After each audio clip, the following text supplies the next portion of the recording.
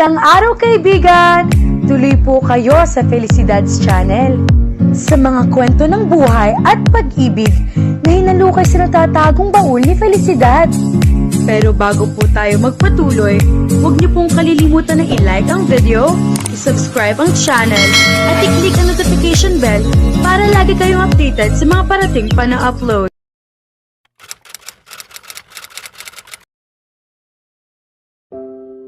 Tahimik ang mansyon ng mga eskodero nang dumating si Maxwell. Isang uri ng katahimikang tila dumidiin sa bawat sulok ng bahay at nagpapabigat sa bawat yabag na umaalingaw-ngaw sa loob. Natagpuan niya ang kanyang ama sa silid-aralan, nakaupo sa paborito nitong upuang yari sa mamahaling balat, habang may hawak na isang baso ng scotch. Nag-angat ng tingin si Richard, kalmado gaya ng dati. Maxwell. Dad. Marahang isinara ni Maxwell ang pinto sa kanyang likuran. Matigas at determinado ang ekspresyon ng kanyang mukha. Nasa akin na ang resulta ng investigasyon. Natunto na namin ang lahat ng ebidensya. Si Cassandra ang utak sa likod ng buong sabotahe. Siya ang kumuha ng isang hacker at siya rin ang nagplano ng peking kampanya laban kay Amara. Tapos na ang lahat. Wala talagang kasalanan si Amara. Maaari na nating linisin ang kanyang pangalan. Marahang iniikot ni Richard ang scotch sa loob ng kanyang baso, nananatiling hindi man lamang nababahala. Alam ko. Natigilan si Maxwell. Alam mo, Dad. Sinabi na sa akin ni Charles, payapang tugon ni Richard. At nakapagpasya na ako. Lalong tumigas ang panga ni Maxwell. At ano ang naging pasya mo? Nanatiling kalmado ang tinig ni Richard. Halos nakapangingilabot sa sobrang pagpipigil. Hahayaan nating paniwalaan ng publiko na si Amara ang may kasalanan. Maglalabas ang Escudero Group ng opisyal na pahayag tungkol sa kanyang pagtanggal sa trabaho upang tahimik na maisara ang usaping ito. Bibigyan siya ng malaking separation pay. Sapat upang mamuhay siya ng maayos. Pagkatapos nito, tuluyan ng ibabaon sa limot ang buong pangyayaring ito. Parang bumaliktad ang sikmura ni Maxwell. Ibig mong gawin siyang sakripisyo para mailigtas ang iba? Maingat na ibinaba ni Richard ang kanyang baso at sinalubong ang nag-aalab na titig ng kanyang anak. Mas malaki ang usaping ito kaysa sa isang empleyado lamang, Maxwell. Magkakilala na ang mga pamilya Escudero at Gokongwei sa loob ng maraming henerasyon. Hindi maaaring malagay sa kahihiyan ang pangalan ng alinman sa ating mga pamilya sa harap ng publiko. Naunawaan ni Charles ang bigat ng sitwasyong ito at ang kanilang pamilya ang sasagot sa lahat ng kabayarang kailangan para sa pinsalang idinulot sa Escudero Group. Humakbang si Maxwell palapit sa kanyang ama habang lalo pang nag-aalab ang kanyang galit. Sumang-ayon ba si Charles sa planong ito? Bahagyang umangat ang sulok ng labi ni Richard sa isang halos hindi mapansing ngiti. Siyempre, hindi. Mas nanaisin pa ni Charles na harapin ng kanyang anak ang buong bigat ng kanyang kasalanan. Ngunit balang araw, kapag humupa na ang lahat ng ito, magpapasalamat din siya sa akin dahil nailigtas ko ang danga ng kanilang pamilya. Mariing na ikuyom ni Maxwell ang kanyang mga kamao sa kanyang tagiliran. Hindi ako papayag. Lilinisin ang pangalan ni Amara at pananagutin si Cassandra sa lahat ng nararapat niyang kaharapin. Ang kumpanyang ito ay dapat kumakatawan sa integridad. O isa na lamang ba iyong salitang ipinagmamalaki natin sa ating pahayag ng mga pinahahalagahan, ngunit hindi naman tunay na isinasabuhay? Tumigas ang mga mata ni Richard.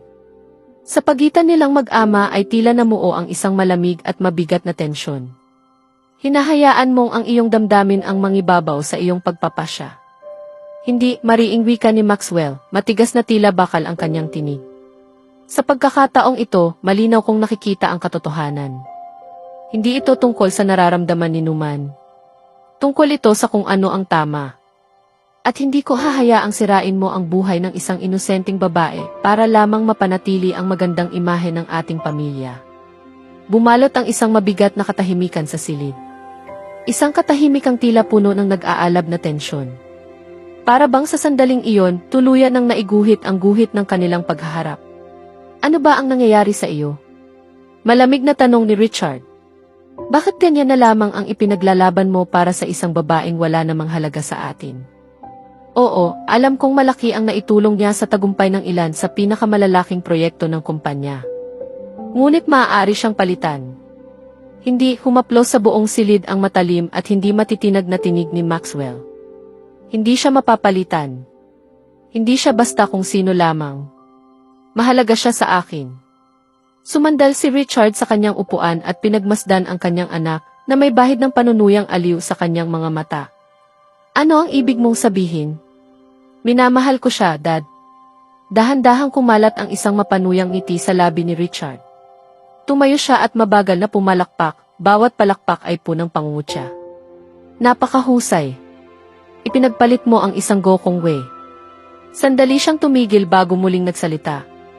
Isang babaeng may dugong marangal, mataas ang katayuan, at may malaking pakinabang sa ating pamilya. Para sa isang babaeng walang kilalang apelyido, walang impluensya, at walang mayaambag sa ating angkan. Bahagya siyang yumuko na tila nagbibigay galang. Binabati kita, anak. Tunay ngang kahanga-hanga. Humigpit ang panga ni Maxwell, ngunit nanatiling kalmado at matatag ang kanyang tinig. Hindi isang transaksyon ang pag-ibig.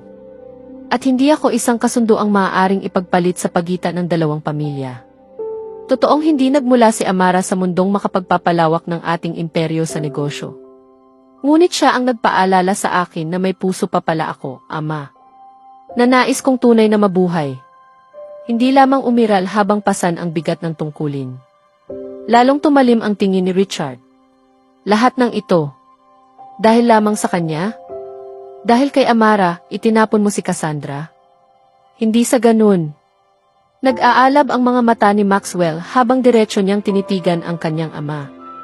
Hindi kailanman napunta sa puso ko si Cassandra. Hindi mo maaaring itapon ang isang bagay na hindi mo naman tunay na naging pag-aari. Lalong dumilim ang ekspresyon ni Richard. Kung pipiliin mo ang babaeng iyon, may pangalan siya, Dad.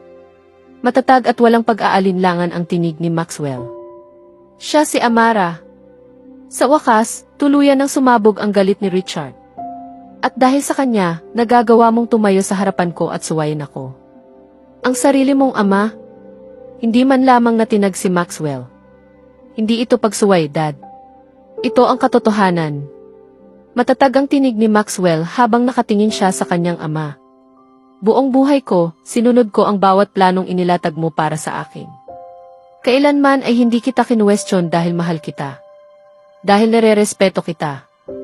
Ngunit sa pagkakataong ito, isang beses lamang hinihiling kong subukan mo namang unawain ako.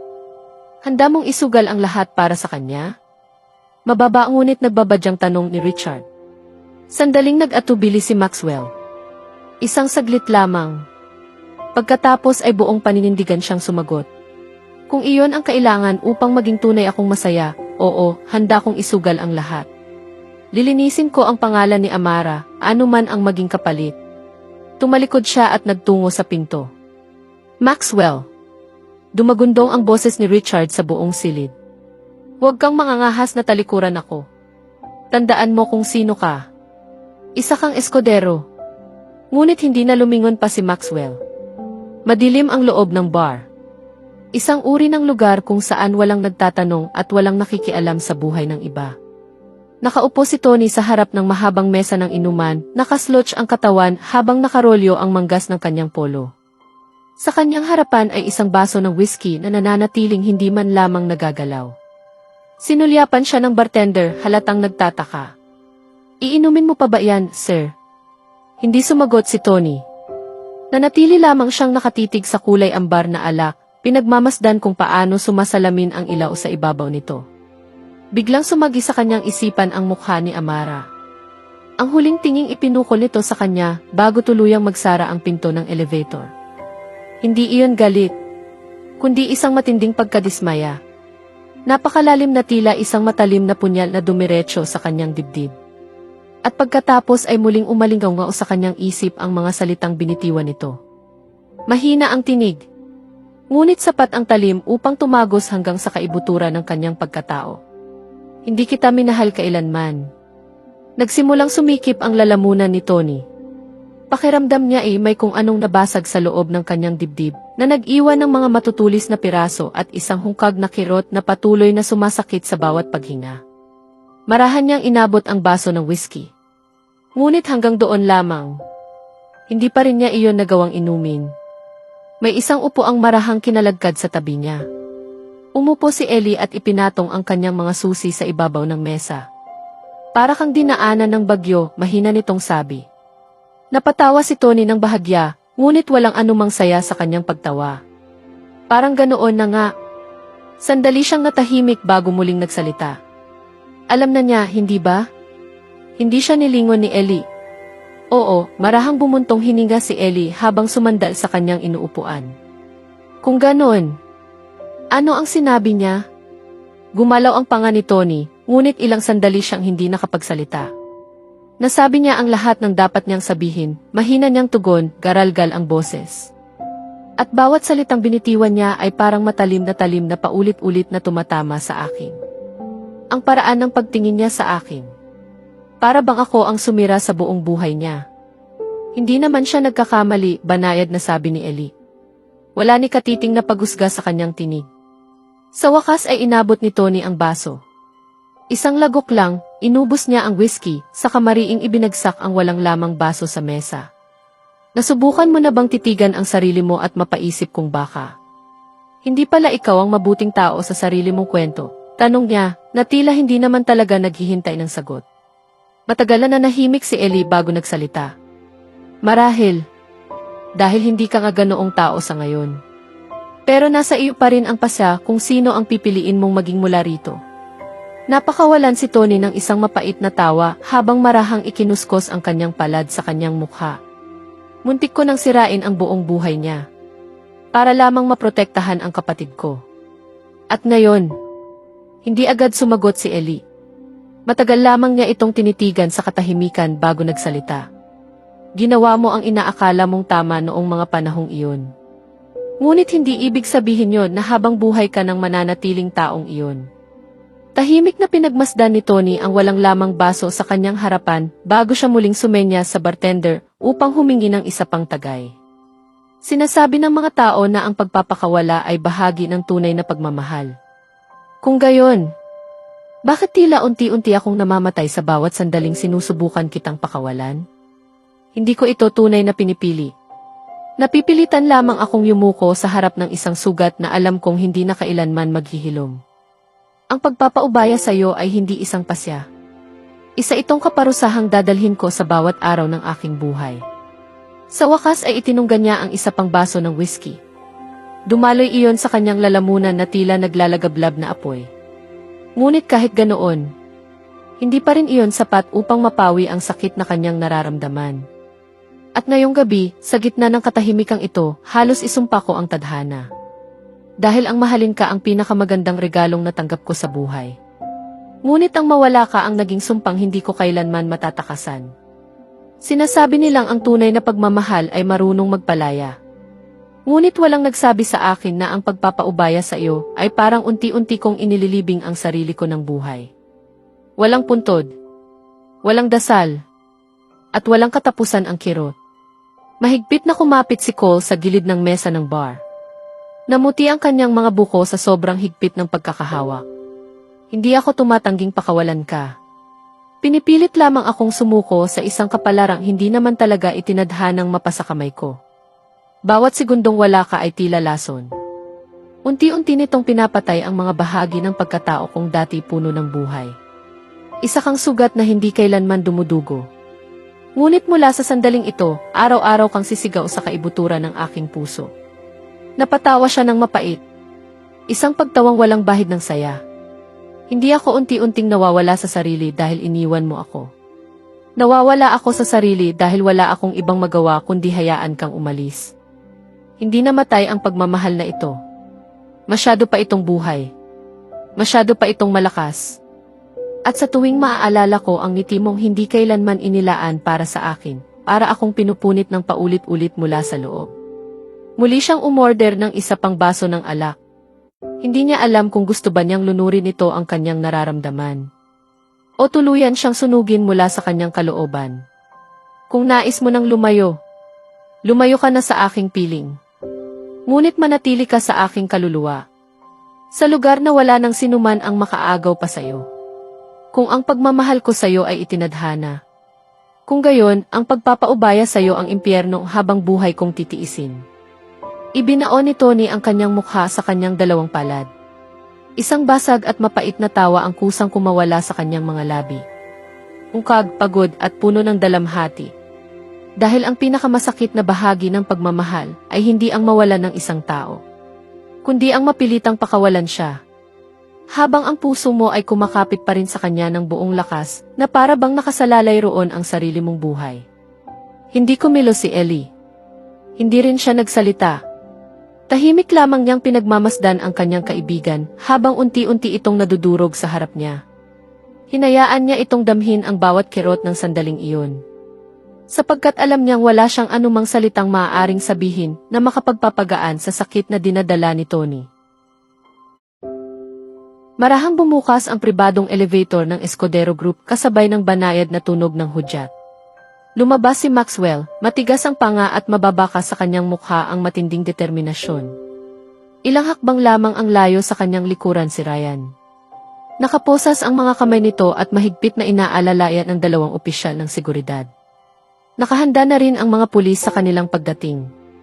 Ginoong Escudero, magalang na bati ng namumunong investigador habang inaabot ang kanyang kamay. Nakasisiguro po ba kayo sa pasyang ito? Kapag isinailalim na namin siya sa kustodya, wala nang paraan upang bawiin pa ito. Malamig na parang yelo ang titig ni Maxwell. Wala nang dapat bawiin. Inamin na ni Ryan ang lahat. Ang kanyang salaysay, kasama ng mga ebidensyang nakalap namin, ang maglalantad sa tunay na utak sa likod ng buong sabotahe. Isama na ninyo siya. Namutla si Ryan at hindi man lamang nagawang salubungin ang tingi ni Maxwell habang inaakay siya ng mga pulis papalayo. Sa loob ng ilang sandali, nabalot ng katahimikan ang pasilyo. Tanging ang papalayong lagapak ng kanilang mga yabag ang maririnig. Marahang huminga ng malalim si Maxwell. Unti-unti niyang naramdaman ang bigat ng pasyang kakasimula pa lamang niyang isakatuparan na tila tuluyang dumagan sa kanyang dibdib. Wala nang atrasan. Maya-maya inagring ang telepono ni Maxwell na nasa ibabaw ng kanyang mesa. Lumitaw sa screen ang pangalan ni Richard. Kaagad niya itong sinagot. Dad, napatawag kayo. Matalas na tila latigo ang tinig na sumalubong sa kanya mula sa kabilang linya. Ipinasa kamay mo sa pulisya ang hacker. Oo, Dad. Isinangkot mo na ngayon sa kahihiyan sa harap ng publiko ang pamilya Gokongwei, mariing wika ni Richard. Halos may tuturing na silang bahagi ng ating pamilya, Maxwell. Ilang dekada nang matatag ang ugnayan ng mga Escudero at Gokongwei. Ganito ba ang paraan ng iyong pagbabayad sa tiwalang ibinigay nila sa atin? Dahan-dahang tumayo si Maxwell.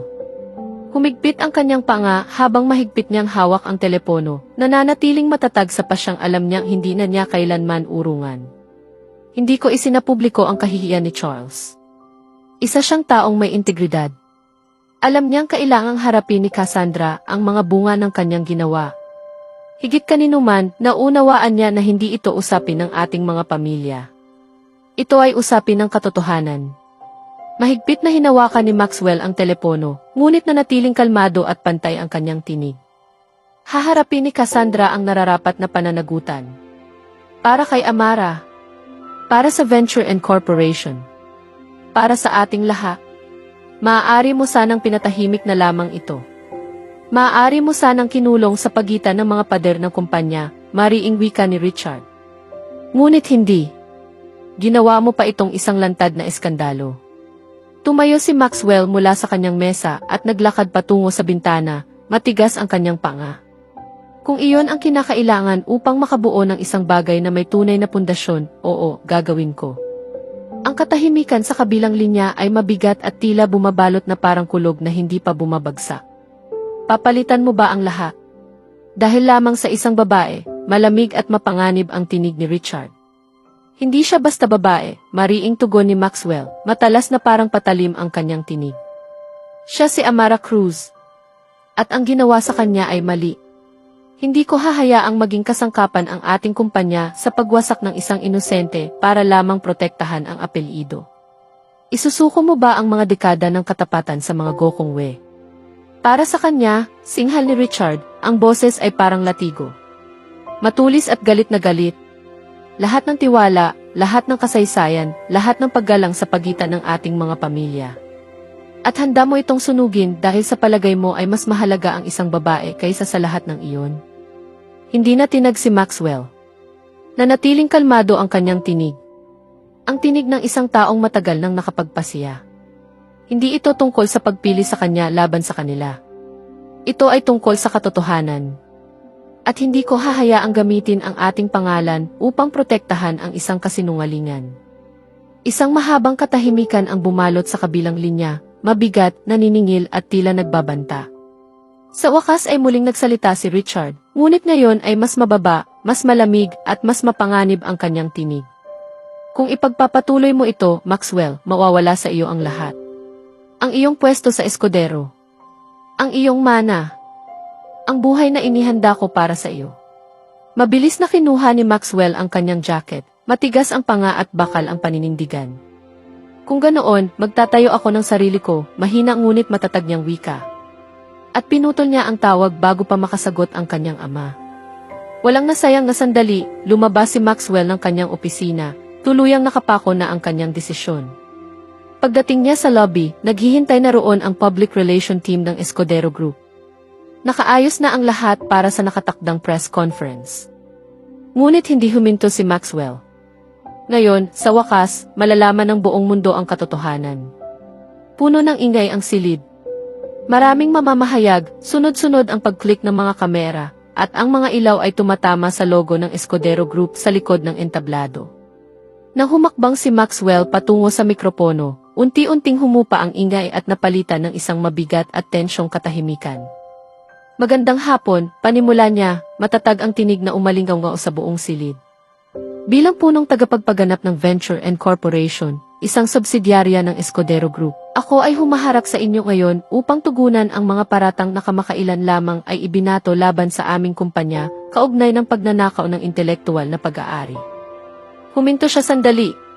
Tanging ang pagtili ng mga kamera ang maririnig habang bumibigat ang hangin sa paligid niya. Matapos ang masusing panloob na investigasyon, kinumpirma namin na ang mga paratang na ito ay hindi lamang walang katotohanan, kundi bunga ng isang sinadyang at malisyosong sabotahe. Ang taong responsable ay natukoy na, at ang lahat ng ebidensya ay naipasa na sa mga otoridad. Ang Venture and Corporation at ang Escudero Group ay buong pusong makikipagtulungan sa patuloy na investigasyon upang matiyak na maipagkakaloob ang nararapat na katarungan. Huminga ng mabagal si Maxwell bago nagpatuloy, bahagyang lumambot ang kanyang tinig, ngunit bawat salita ay malinaw at mabigat ang bigat. Higit sa lahat, nais kong linawin na ang Venture and Corporation ay hindi kailanman nanggopya o nagnakaw ng ideya mula kaninuman. Ang aming mga gawa ay orihinal, at nararapat lamang na makuha ng aming koponan ang buong pagkilalang matagal na nilang pinaghirapan. Ang kanilang mga ideya ay kahanga-hanga at nararapat sa pagkilalang kanilang pinagsikapan. Bahagya siyang huminto, isang saglit lamang, bago itinuon ang tingin direkta sa mga kamera. Para kay Ginang Amara Cruz. Ikaw ay inapi. Dahil sa mga ginawa ng iba. Dahil sa kumpanyang ito. At dahil sa akin. Ngayon, ginagawa ko ang unang hakbang upang maitama iyon. Sumabog ang silid sa sunod-sunod na sigaw ng mga tanong at walang tigil na pag-flash ng mga kamera. Ngunit umatras si Maxwell mula sa mikropono, nananatiling matatag ang kanyang mukha. Nasabi na niya ang lahat ng kailangan niyang sabihin. Sa mansyon ng Escudero, pinapanood ni Richard ang replay ng press conference sa isang channel ng balita sa negosyo. Matigas ang kanyang panga habang pinagmamasdan ang bawat eksena. Nang matapos ang segment, lumipat siya sa isang financial news portal.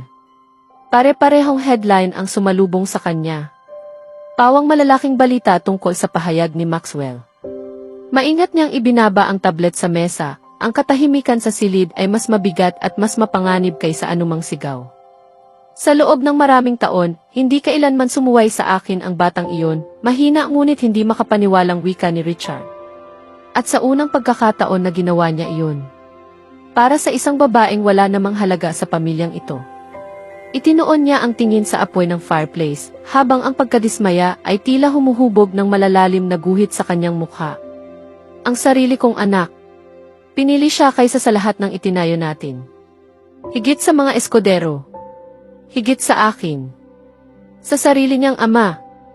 Si Amara ay nakaupo sa hapagkainan sa kusina ni Miranda, ay hawak na tasa ng tsaa na unti-unti nang lumalamig sa kanyang mga kamay.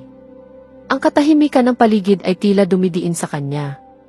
Mabigat, puno ng mga hindi nasasabi. Nasa paaralan si Lucas.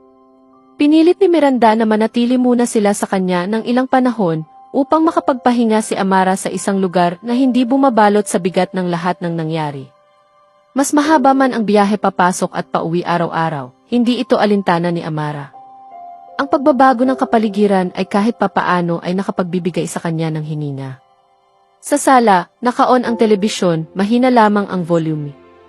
Muling ipinapalabas ang press conference. Si Maxwell sa harap ng mikropono, kalmado at matatag sa gitna ng nagliliparang kamera. Ang kanyang mga salita ay malinaw na umalingaw hanggang sa kusina, bawat isa ay tumatama kay Amara na parang alon na unti-unting bumabalot sa kanya. Hindi kailanman nanggopya o nagnakaw ng ideya ang Venture and Corporation mula kaninuman.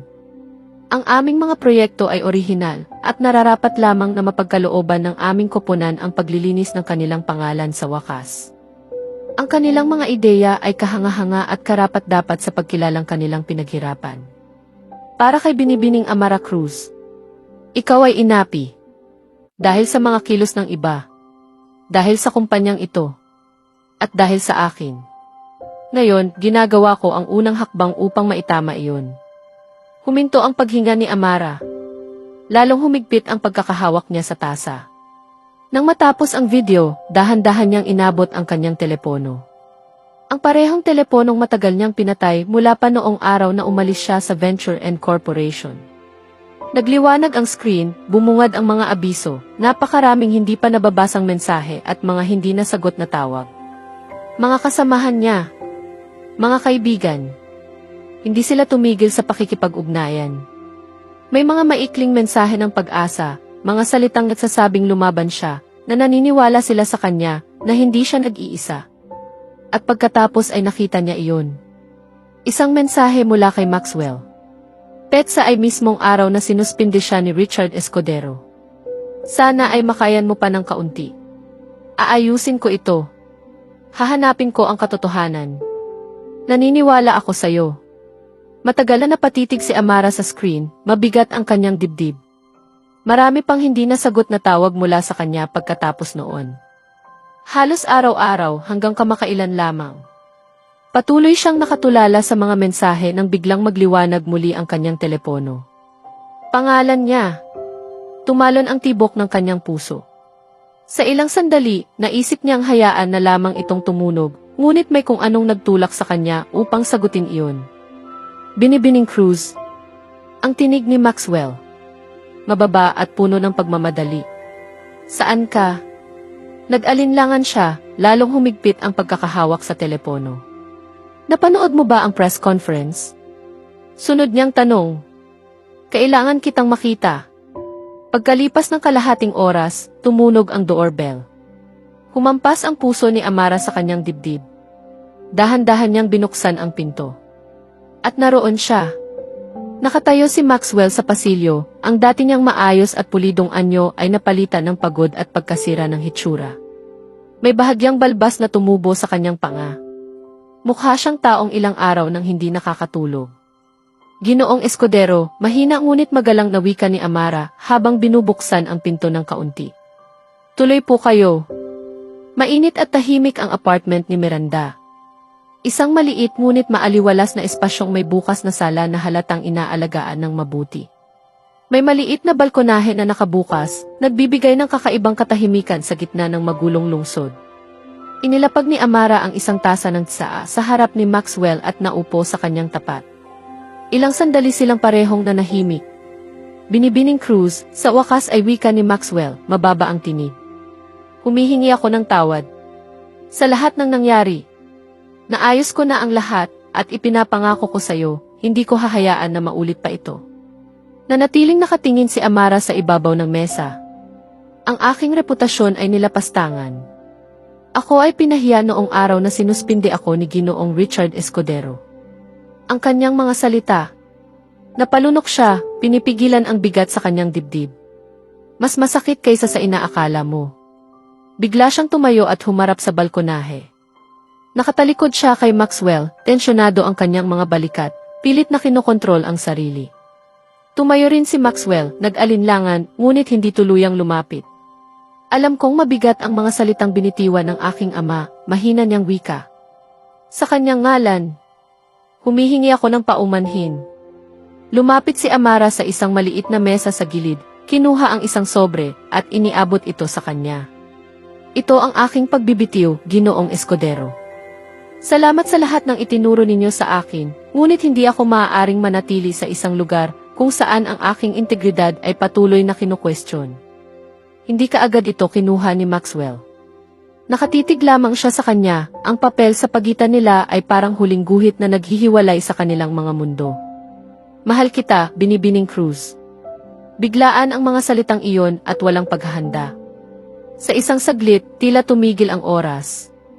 Nagtama ang kanilang mga paningin. Naramdaman ni Maxwell na parang may bumitaw sa kanyang dibdib sa mismong pag-amin niya. Ngunit si Amara ay tahimik lamang na tumalikod, humakbang papunta sa balkonahe.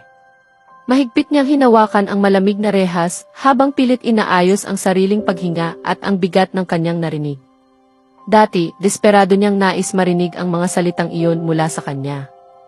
Ngunit ngayon ay iba na ang lahat. Hindi ko inaasahang ibabalik mo agad ang sagot. Mahina ang boses ni Maxwell, mas banayad kaysa kanina. Ang hinihiling ko lang ay pag-isipan mo. Tayo. Pag-isipan. Mabilis na humarap si Amara, matalim ang ekspresyon. Sa tingin mo ba isa itong uri ng kasunduan sa negosyo, Ginoong Escudero? Isang bagay na maaari kong timbangin at pirmahan na lamang. Nanginginig ang kanyang tinig, ngunit hindi iyon takot. Kundi galit. Alam mo kung ano ang pinagdaanan ko. At nagsimula ang lahat sa iyong dating kasintahan. Kapag nalaman niyang may namamagitan sa atin, sino ang makapagsasabi kung ano pa ang maaari niyang gawin? Hinding-hindi ko hahayaan na saktan kanya, mariing sagot ni Maxwell habang unti-unting lumalapit. Marahan niyang hinawakan ang mga braso ni Amara, ang kanyang presensya ay punang init at pag-aalala. Poprotektahan kita. Mula sa kanya. Mula sa lahat. Magtiwala ka sa akin. Hinawi niya ang isang hibla ng buhok na nalaglag sa mukha nito, ang haplos ay halos parang sagradong pag-aalaga. Gusto kong magtiwala, pabulong na wika ni Amara, habang sumisikip ang kanyang dibdib. Pero hindi ko kayang mabuhay sa mundong ito ng sayo. Ang digmaang ito ng mga pamilya. Ang mundong puno ng korporasyong labanan. Pagod na ako. Gusto ko lang ng payak na buhay kasama ang anak ko. Kung gayon, hayaan mo akong maging bahagi ng buhay na iyon, sagot ni Maxwell.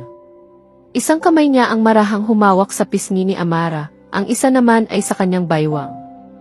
Bigyan mo ako ng pagkakataon, Amara. Parang binigla ang puso niya. Matagal na niyang pinangarap ang sandaling ito. Siya. Ngunit hindi ganito. Hindi sa ganitong sitwasyon. Hindi habang pagod na pagod siya. Hindi habang wasak pa ang loob niya. Hindi kita minahal, Ginoong Escudero, sa wakas ay wika niya, pilit na inilalabas ang mga salitang mas malamig kaysa sa tunay niyang damdamin.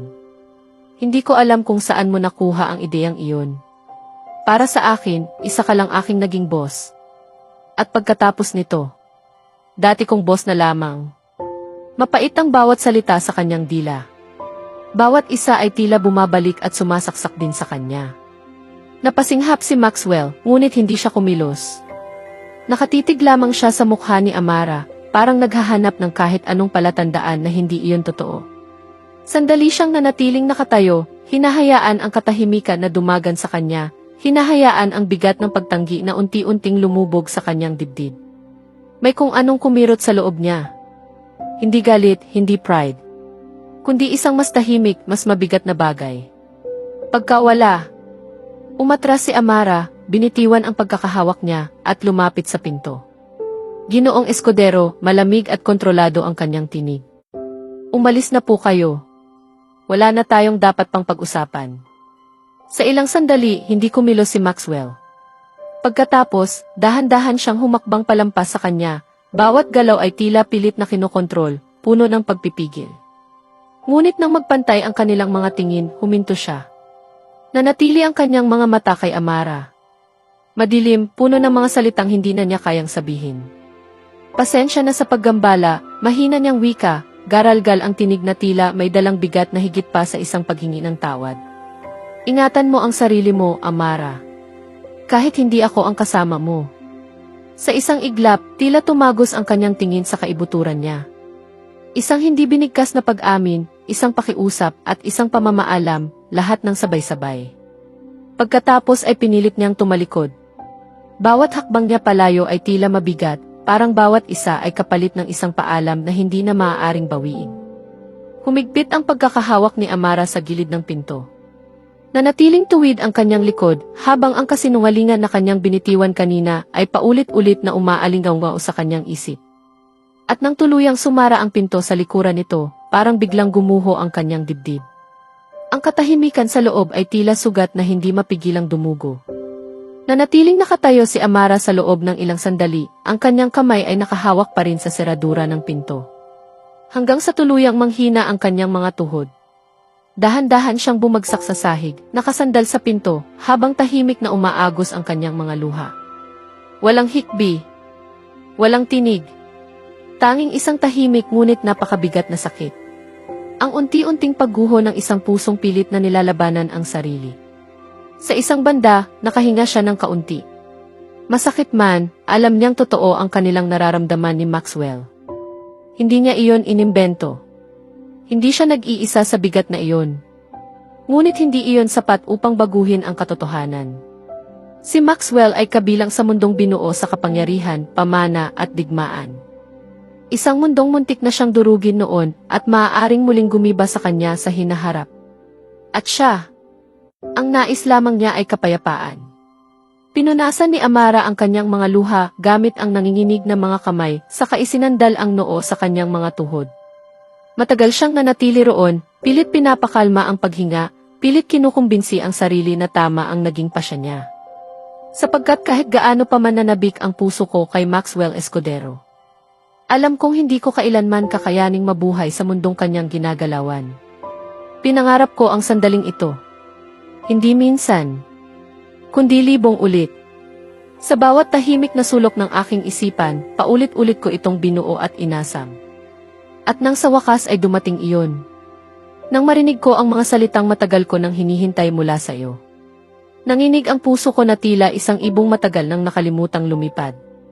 Kailupit ng tadhana, na ang pinakamatamis na ligaya ay maaari palang magdala ng kasintinding dalamhati. Nais kong sabihin sa iyo ang lahat. Kung paano ko itinago ang pangalan mo na parang isang tahimik at banal na panalangin. Kung paano ko niyakap ang alaala mo sa bawat gabing naging malupit ang mundo sa akin. Ngunit ipinagkanulo ako ng sarili kong tinig. Nagsinungaling ako. Hindi dahil nais kitang saktan. Kundi dahil hindi ko na alam kung kaya ko pa bang mabuhay sa gitna ng isa na namang digmaan. Masyadong maningning ang mundo mo. Masyadong maingay. Masyadong mabigat. Samantalang ako, isa lamang akong marupok na abo na pilit kumakapit upang hindi tuluyang tangayin ng hangin. Kaya sinabi kong wala akong nararamdaman. Nasaksihan kong unti-unting naglaho ang liwanag sa iyong mga mata. Pinagmasdan kitang tumalikod. At sa bawat hakbang na inilalayo mo ang sarili mo sa akin. Para bang unti-unting gumuho ang lupang kinatatayuan ko. Kung nalalaman mo lamang, hindi kita itinulak palayo dahil kulang ang pagmamahal ko sa'yo. Itinulak kita palayo dahil ang piliing mahalin ka ay mangangahulugang tuluyan kong wawasakin ang kakaunting bahagi ng sarili kong natitira. At ngayon, narito ako, nakaupo sa katahimikang iniwan mo. Yakap ang kirot na tila isa ng banal na alaala. Paulit-ulit kong ibinubulong ang pangalan mo sa gitna ng katahimikan. Sapagkat iyon na lamang ang natitirang lakas ng loob na kaya kong ipagkaloob sa sarili ko. Tahimik na nakaupo si Amara sa maliit na sopa, habang walang malay na hinihimas ng kanyang mga daliri ang tahi ng unan. Marahang pumapasok sa bahagyang nakabukas na bintana ang mahinang ugong ng lungsod. Si Miranda, na nakaupo sa sandalan ng sopa sa tapat niya, ay tuluyang ibinaba ang kanyang telepono bago tumingin sa kanya. Narinig mo na ba ang balita tungkol kay Cassandra Gokongwei? Tanong ni Miranda. Bahagyang nagsalubong ang mga kilay ni Amara. Napatunayang nagkasala siya, patuloy ni Miranda. 3 taon siyang makukulong dahil sa pandaraya at paninira sa isang korporasyon. Inutusan din siyang magbayad ng danyo sa Venture and Corporation. Marahang tumango si Amara. Oo, napanood ko ang balita kagabi. Lumapit si Miranda at sumandal sa gilid ng mesa. Alam kong ayaw mo nang makarinig ng kahit ano tungkol kay Tony, pero nagkita kami noong nakaraang linggo. Nagtanong siya tungkol sa'yo. Nag-angat ng tingin si Amara, halatang nabigla. Talaga? Oo, hindi man lang alam ni Justin na ganoon pala ang pamilyang Gokongwei. Akala niya, karaniwan lang na apelyido iyon. Sobrang nagulat siya nang malaman niya kung sino talaga ang pamilya ni Tony. Umiling si Miranda at bakas ang pagpipigil sa kanyang galit. Hindi ko pa rin matanggap na sinubukan kang gawing sangkalan ni Tony sa kasalanang ginawa ng kapatid niya. Hanggang ngayon, hindi pa rin nawawala ang sama ng loob ko roon. Miranda, mahina ngunit pagod na saad ni Amara. Ayoko nang isipin pa siya. Pati ang kapatid niya. Ayoko na. Marahang bumuntong hininga si Miranda at hindi na ipinagpilitan pa ang usapan. Sige, pero ngayong katapusan ng linggo, lalabas tayo. Kasama si Lucas. At huwag na huwag mong susubukang umatras. Napangiti ng bahagya si Amara. Hindi ako aatras, sagot niya. Punong-puno ng ingay ang sentro ng pamimili ngayong katapusan ng linggo.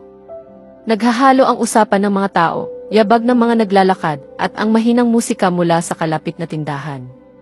Kalalabas lamang nina Amara, Miranda at Lucas mula sa sinehan. Halos hindi mapakali si Lucas habang masiglang ikinukwento ang paborito niyang eksena sa pelikula. Sabi ko naman sa'yo, magugustuhan niya iyon, nakangiting sabi ni Miranda habang inaabot kay Lucas ang natitirang popcorn. Sa susunod, ako naman ang pipili ng papanoorin. Nakayanan mo nga ang 2 oras ng isang makulay at magulong animated na pelikula, panunukso ni Amara. Kakayanin mo pa ang iba. Sabay-sabay silang naglakad patungo sa puok kainan nang mapansin ni Miranda ang isang tindahan ng mga laruan. Nangako ako kay Lucas na titingin kami ng mga bagong action figure, sabi niya. 2 minuto lang. Huwag kayong aalis dyan. Nanatili si Amara sa kanyang kinatatayuan, walang tutok na nag-scroll sa kanyang telepono, nang isang pamilyar na tinig ang umalinggaw sa gitna ng ingay ng sentro ng pamimili. Amara! Napalingon siya, bahagyang nagulat. Ngunit agad ding napalitan iyon ng isang mainit na ngiti. Ilang hakbang ang layo niya, nakatayo si Bert. Kaswal ang suot nitong maong at madilim na jacket, habang mababanaag sa mukha nito ang magaan at palakaibigang ekspresyon. Bert, bati ni Amara, halatang ikinatuwa ang muli nilang pagkikita. Hay, magili nitong bati, may bahagyang bakas ng aliw sa kanyang mga mata. Kumusta ka na? Magaan nitong tanong. Ako. Ganoon pa rin. Maayos naman, sagot ni Amara kasabay ng marahang pagtango. Mabuti naman, nakangiting tugon ni Bert. Masaya akong makita kang muli. Saglit silang nagkumustahan tungkol sa trabaho at sa takbo ng kani-kanilang buhay. Magaan at komportable ang kanilang pag-uusap hanggang sa biglang naging seryoso ang ekspresyon ni Bert. Alam kong sinabi na sa iyo ni Maxwell ang tunay niyang nararamdaman, maingat niyang saad. At alam ko ring tinanggihan mo siya. Ang sasabihin ko ngayon ay hindi para hikayatin kang baguhin ang naging pasya mo. Hindi iyon ang lugar ko. Huminga siya ng malalim bago muling nagsalita. Sa tingin ko lang, nararapat mong malaman kung ano ang isinuko niya para sa iyo. Malamang na magagalit si Maxwell kapag nalaman niyang sinabi ko ito, pero hindi ko na kayang manahimik. Lumipat sila sa isang mas tahimik na sulok, malapit sa salaming rehas na nakatanaw sa ibabang palapag. Sigurado akong nabalitaan mo na ang naging hatol kay Cassandra, panimula ni Bert. Pero hindi iyon ang dahilan kung bakit gusto kitang makausap. Ang kailangan mong malaman ay ito. Ipinaglaban ka ni Maxwell. Higit pa sa inaakala ng sinuman. Bahagyang nagsalubong ang mga kilay ni Amara. Ano ang ibig mong sabihin? Gusto ng ama niya na tahimik lang na ayusin ang lahat. Walang iskandalo. Walang usaping aabot sa publiko. Paliwanag ni Bert pero tumanggi si Maxwell. Isinugal niya ang lahat. Ang kanyang posisyon, ang mamanahin niya at ang buong kinabukasan niya. At nang bigyan siya ni Richard ng huling pagpipilian. Lumambot ang tinig ni Bert. Ikaw ang pinili niya. Tinalikuran niya ang lahat ng iyon. Masakit na kumabog ang dibdib ni Amara. Hindi niya iyon kailanman nalaman. Saglit na sumulyap si Bert sa direksyon ng tindahan ng mga laruan bago muling ibinalik ang tingin sa kanya. Ano man ang iniisip mo tungkol sa kanya, gusto ko lang na malaman mo na hindi kanya hinayaang harapin ng mag-isa ang lahat ng ito. Nag-atubili si Amara bago marahang nagtanong. Kumusta na siya ngayon? Lumambot ang ekspresyon ni Bert na tila nabibigatan sa sasabihin. Umalis na siya sa Escudero Group. Hindi na siya ang punong ehekutibong opisyal ng Venture and Corporation. Pinilit siyang mamili ng ama niya. Katapatan sa kanilang angkan o ang pagmamahal niya para sa iyo. At ikaw ang pinili ni Maxwell. Siya mismo ang nagsabi sa akin. Ikaw lang at kung hindi ikaw, wala nang iba. Kaya tinalikuran niya ang isang trono para lamang tuparin ang pangako niya. Nanlaki ang mga mata ni Amara. Mula noong huli silang magkita, wala na siyang nabalitaan tungkol kay Maxwell. Sa isip niya, patuloy pa ring umiikot ang mundo nito. Marangya, makapangyarihan at tila hindi maaabot. Nagtayo na siya ng sarili niyang kumpanya, pagpapatuloy ni Bert. Nasa larangan pa rin ito ng branding at marketing. Hindi naging madali ang simula, pero kilala mo naman si Maxwell. Kumuha siya ng isang business card mula sa kanyang pitaka at iniabot iyon kay Amara. Ito ang bago niyang kumpanya. Matagal na tinitigan ni Amara ang card na nasa kanyang kamay habang unti-unting sumisikip ang kanyang dibdib. Kaunti pa lang ang mga kliyenteng napipirmahan namin sa ngayon, dagdag ni Bert, kasabay ng bahagyang buntong hininga. May mga gabing hindi na nga umuuwi si Maxwell. Natutulog na lang siya sa opisina. Sa tingin ko, sandali siyang nag-atubili bago marahang ipinagpatuloy ang kanyang sinabi. Sa tingin ko, ganoon niya pinahihirapan ang sarili niya para lamang makalimutan ka. Lalong sumikip ang lalamunan ni Amara. Hindi niya kailanman tunay na nakalimutan si Maxwell. Ibinabaon lamang niya ang kanyang nararamdaman ng sapat na lalim upang magpatuloy sa buhay. Paulit-ulit niyang ikinumbinsi ang sarili na magkaiba sila ng mundong ginagalawan at hinding-hindi siya magiging bahagi ng mundo nito. Ngunit si Maxwell ang kusang tumalikod sa mundong iyon para sa kanya. Samantalang siya naman ang tumalikod kay Maxwell. Nang tuluyan nang umalis si Bert, nanatiling nakatayo si Amara. Hindi pa rin naaalis ang kanyang tingin sa business card na bahagyang nanginginig sa kanyang kamay. Tahimik na lumapit si Miranda. Sa kabilang gilid ng pasilyo ng sentro ng pamimili, nakaupo si Lucas sa isang bangko, masayang kumakain ng sorbetes habang abalang sinusuri ang mga bagong laro ang nabili nila kanina. Wala itong kamalay-malay sa mabigat na himig ng sandaling iyon. Napuno ng luha ang mga mata ni Amara. Marahan niyang iniabot kay Miranda ang business card. Iniwan niya ang lahat para sa akin, Miranda. Pero ako, hinayaan ko lang siyang umalis ng nag-iisa, pabulong niyang sabi, nanginginig ang tinig habang pilit niyang pinipigilan ang kanyang paghikbi. Tinanggap ni Miranda ang card at dahan-dahang binaligtad ito sa kanyang mga kamay. Si Maxwell. Mahina niyang tanong. Tumango lamang si Amara, hindi na makapagsalita. Gusto mo ba siyang puntahan? Maingat na tanong ni Miranda. Sandaling nag-atubili si Amara, hindi alam kung ano ang nararapat niyang gawin. Pumunta ka, matatag na saad ni Miranda. Tapusin ninyo ang mga bagay na hindi ninyo nabigyan ng maayos na wakas. Ayokong dumating ang araw na pagsisihan mong hindi mo iyon ginawa. Miranda. Nanginginig na sambit ni Amara. Pumunta ka, puto ni Miranda habang marahang pinupunasan ang mga luha sa kanyang pisngi. Ako na ang bahala kay Lucas ngayong gabi. Yumuko si Amara at marahang binuhat si Lucas. Hinalikan niya ito sa pisngi ng buong pagmamahal. May kailangan lang asikasuhin si Mommy, ha? Huwag mong kukulitin si Tita Miranda, mahina niyang bulong bago siya tuluyang umalis. Nag-book si Amara ng isang grab taxi at umupo sa likurang upuan, mahigpit na hawak ang business card sa kanyang kamay. Habang mabilis na naglalaho sa labas ng bintana ang tanawin ng lungsod, ibinigay niya sa driver ang address ng opisina ni Maxwell. Naguunahan ang kaba, pananabik at samut-saring damdamin sa kanyang isipan.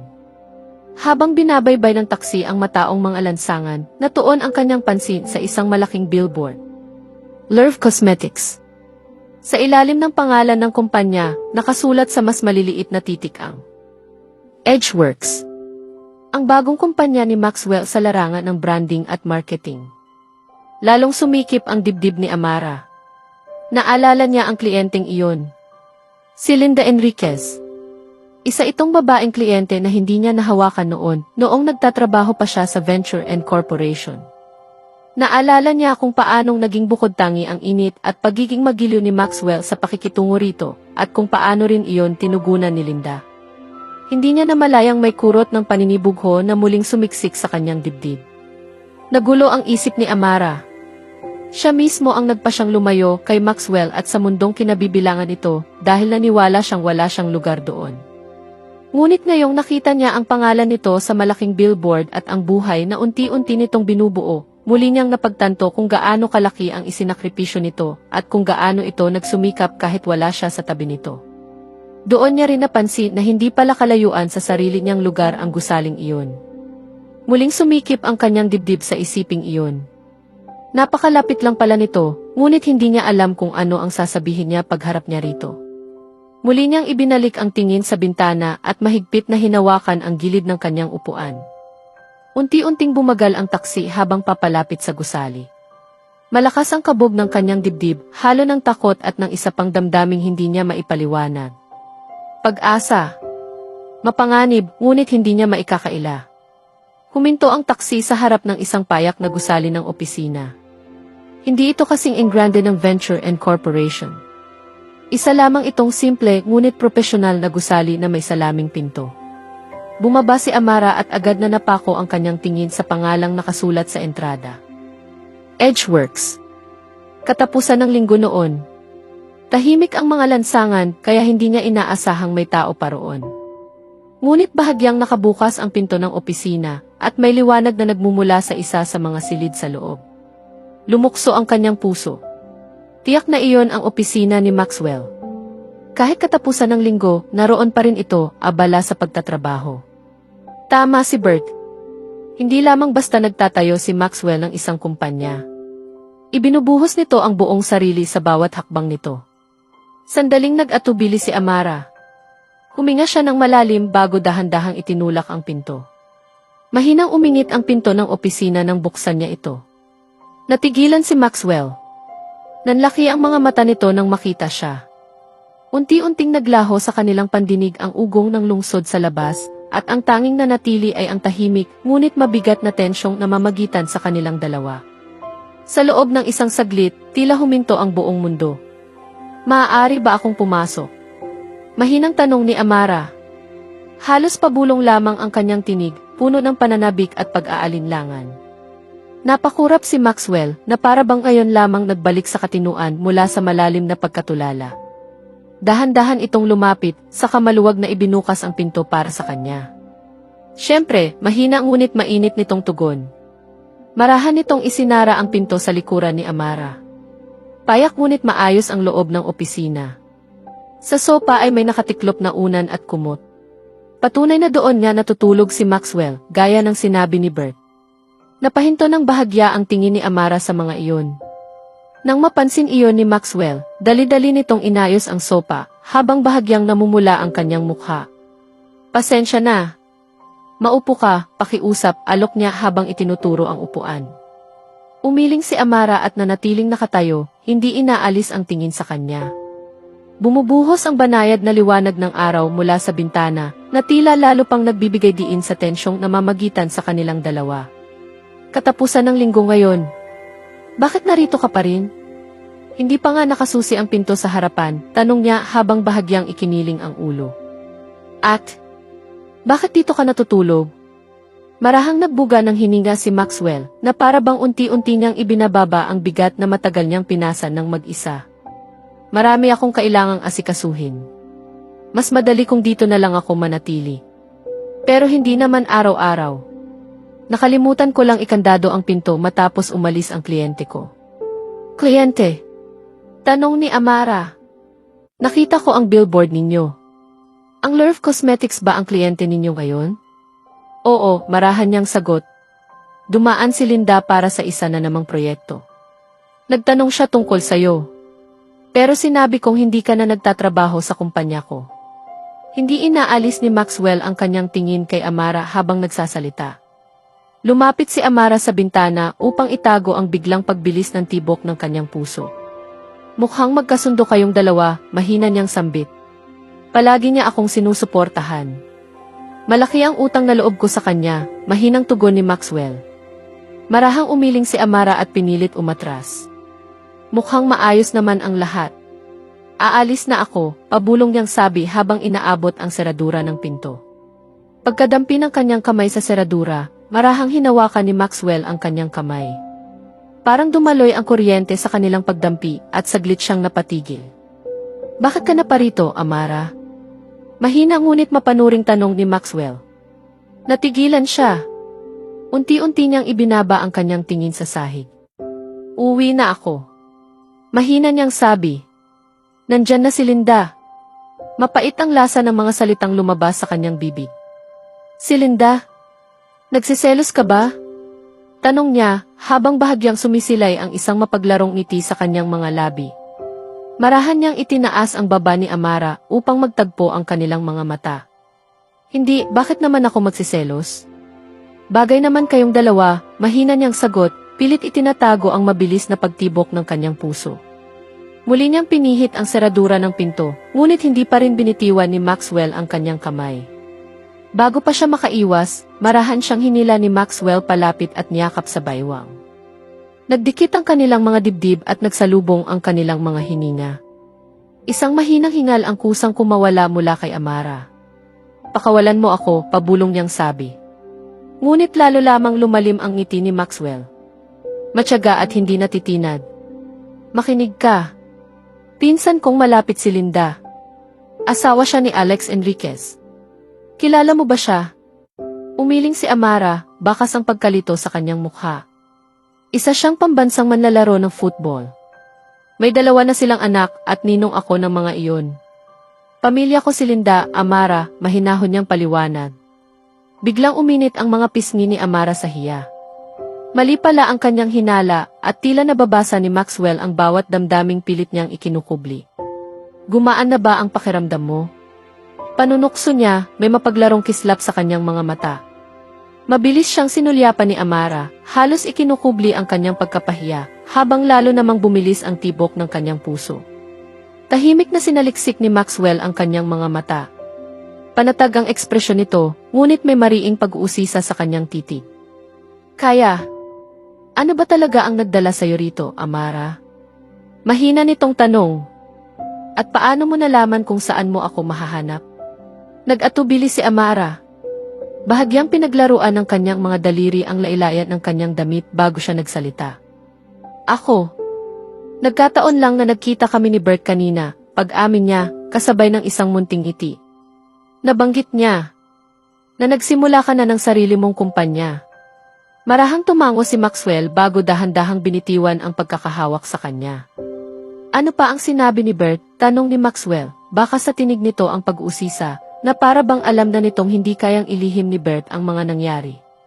Lahat, sagot ni Amara habang dahan-dahan siyang lumapit sa kanya, na noon ay nakatayo sa tabi ng bintana. Bakit hindi mo sinabi sa akin ang nangyari sa pamilya mo? Bakit mo isinugal ang lahat? Tanong niya habang marahang hinawakan ang kamay ni Maxwell. Huminga ng malalim si Maxwell. Ayaw kong suklian mo ang nararamdaman ko dahil naaawa ka sa akin, Amara. Hindi ko kailangan ng awa. Pero kung babalikan ko man ang lahat ng nangyari, gagawin ko pa rin ang parehong desisyon. Hindi ako magsisisi. Marahan niyang hinaplos ang pisngi ni Amara habang buong katapatan siyang tinitigan. Ang tanging gusto ko lang ay maging masaya ka. Mabilis at mababaw ang paghinga ni Amara habang unti-unti siyang lumapit. Napakalakas ng tibok ng kanyang puso na para bang maririnig iyon ni Maxwell. Marahan niyang itinaas ang kanyang mukha at banayad na idinikit ang kanyang mga labi sa labi nito. Isang magaan at nag-aalangan na halik na tila naghahanap ng kasagutan. Saglit na natigilan si Maxwell, halatang nagulat. Pagkaraan ng isang iglap, marahan siyang yumuko at buong pag-iingat na tinugon ang halik ni Amara. Nagsimula itong banayad at puno ng pag-iingat, hanggang sa unti-unting naging mas taimtim, na para bang lahat ng damdaming matagal nilang kinimkim ay sabay-sabay na bumuhos sa iisang sandaling iyon. Naglaho ang lahat ng nasa paligid nila. Ang opisina, ang lungsod, ang ingay ng mundo. Sa mga sandaling iyon, tanging ang isa't isa lamang ang kanilang nadarama. Nang bahagya silang magkalayo, magkadikit pa rin ang kanilang mga noo. Nanginginig ang tinig ni Amara nang marahan siyang magsalita. Mahal kita, Maxwell. Matagal na kitang mahal. Pero akala ko, hindi ganoon ang nararamdaman mo para sa akin. At nang sa wakas ay ipinagtapat mo ang nararamdaman mo. Napakarami nang nangyayari. Natakot ako. Natakot ako sa mundong ginagalawan mo. Natakot akong baka wala akong lugar doon. Marahang hinawakan ni Maxwell ang kanyang mukha gamit ang dalawang kamay, habang marahang pinapawi ng kanyang mga hinlalaki ang mga luhang dumadaloy sa mga pisngi ni Amara. Lumambot ang kanyang titig. Matatag, ngunit punong-puno ng pagmamahal. Amara, ang lugar mo ay nasa tabi ko. Noon pa man ay ganoon na. Mahal kita at bago ka dumating sa buhay ko, wala pa akong ibang minahal. Ikaw ang nagparamdam sa akin ng damdaming hindi ko alam na matagal ko nang hinahanap. Ikaw ang nagdala ng liwanag sa buhay kong noon ay tahimik at walang laman. Ayokong mawala ang liwanag na iyon. Higit sa lahat, ayokong mawala ka. Ipinikit ni Amara ang kanyang mga mata, hinayaan niyang unti-unting damhin ang init ng mga salitang binitiwan ni Maxwell at ang kapanatagang dulot ng pagkakayakap nito. Marahan niyang muling idinikit ang kanyang mga labi sa mga labi nito, at sa pagkakataong iyon ay wala na ni katiting na pag-aalinlangan. Ang namagitan sa kanila ay ang matagal nang hinihintay na pagtatagpo ng dalawang pusong sabik sa isa't isa, ang marahang buntong hininga, at ang tamis ng pag-ibig na sa wakas ay naipahayag na. Sa loob ng ilang tila walang hanggang sandali, nanatili lamang silang magkayakap. Tila nagtagpo hindi lamang ang kanilang mga labi, kundi maging ang kanilang mga puso. Naglaho ang buong mundo sa kanilang paligid. Ang sandaling iyon ang naging simula ng panibagong yugto ng kanilang buhay at pangako ng lahat ng matagal na nilang pinangarap sa katahimikan. Marahang nagbuga ng hininga si Maxwell habang nakadikit pa rin ang noo niya sa noo ni Amara. Hindi na ako ang Maxwell Escudero na nakilala mo noon, mahina niyang sabi. Ang bawat salitang lumabas sa kanyang bibig ay puno ng katotohanan at bakas ng mga naiwang sugat. Ang lalaking iyon, ang tagapagmana, ang anak ng imperyo ng pamilya naming. Wala na. Tinalikuran ko ang lahat, Amara. Ang silid ng mga lupon, ang mana, at ang lahat ng inaasahan nilang maging ako. Ang naging kapalit niyon, ang apelyido ko, at ang sarili kong pamilya. Huminto siya sandali na para bang sariwa pa rin ang sakit ng bawat pag-amin. Pero kung mabibigyan ako ng pagkakataong balikan ang lahat, uulitin ko pa rin. Sa bawat pagkakataon. Dahil mas pipiliin kong mawala ang lahat ng iyon kaysa mawala ang sarili ko. O ikaw. Muli siyang natahimik. Tinitigan niya si Amara ng buong katapatan, walang anumang pag-aalinlangan o pagtatago. Matatanggap mo ba ako sa ganitong kalagayan, Amara? Isa na lamang akong ordinaryong lalaki ngayon. Wala na ang imperyo ng mga eskodero sa likod ko. Wala nang kasiguruhan. Ako na lang. Ang natitira. Sumikip ang lalamunan ni Amara. Marahan niyang hinaplos ang panga ni Maxwell, banayad ngunit matatag ang kanyang paghawak. Hindi naman ang imperyo ninyo ang minahal ko, pabulong niyang tugon. Minahal ko ang lalaking piniling talikuran ang lahat ng iyon. Bahagyang humiti si Maxwell. Sumilay sa kanyang mga mata ang matagal na niyang inaasam na ginhawa. Wala na akong pribadong jet na maipapasyal sa'yo, biro niya. Bahagyang pinapagaan ang mabigat na damdaming namagitan sa kanila. Napangiti rin si Amara, mahinhin at halos nahihiya. Kung ganoon, sabay na lang tayong sasakay sa economy class, pabulong niyang sagot. Napatawa si Maxwell. Marahang umangat at bumaba ang kanyang dibdib habang humihinga ng malalim at kitang-kita sa kanyang mukha ang malaking ginhawang kanyang nadarama. Wala kang ideya kung gaano kalaki ang kahulugan niyan para sa akin. Tungkol naman sa pribadong jet. Nakangiting biro ni Amara. Bibilhan mo rin naman ako balang araw, hindi ba? Napatawa si Maxwell habang umiiling. Siguro balang araw. Pero kung tutusin, malamang si Lucas ang unang mag-angkin yon bago ka pa man makaupo. Napahalakhak si Amara. Magaan, malaya, at walang anumang pag-aalinlangan ang kanyang tawa. Lalong lumambot ang ngiti ni Maxwell. Tahimik lamang niya itong minasdan na tila isinasaisip ang bawat detalye. Ang kislap ng kanyang mga mata, ang kurba ng kanyang ngiti, at ang katotohanang sa wakas ay naroon na ito sa kanyang tabi. Nais niyang manatiling sariwa sa kanyang alaala ang mismong sandaling iyon habang buhay. Matapos ang ilang sandaling katahimikan, napatingin si Amara sa mesa. Mahina ngunit tiyak ang kanyang tinig nang magsalita.